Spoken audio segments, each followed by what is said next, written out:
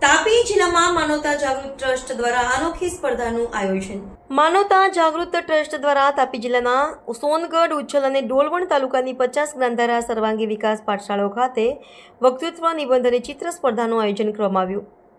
તાલુકા સ્તરે વિજેતા બનેલા વિદ્યાર્થીઓ માટે જિલ્લા સ્તરની ફાઇનલ સ્પર્ધા તારીખ 31/8/2025ના રોજ સોનગઢ ખાતે શ્રી અટલ બિહારી વાજપાઈ ઓડિટોરિયમ હોલમાં યોજાઈ. વિજેતા વિદ્યાર્થીઓને ગંગા સમગ્ર તાપી પ્રાંત સોનગઢ નગરપાલિકાના કોર્પોરેટરો તથા માનવતા જાગૃત ટ્રસ્ટ દ્વારા ટ્રોફી આપી સન્માનિત કરવામાં આવ્યા. પાઠશાળાની શિક્ષિકા બહેનોએ પણ નિબંધ અને વક્તૃત્વ સ્પર્ધામાં ભાગ લઈ પોતાની પ્રતિભા પ્રદર્શિત કરી.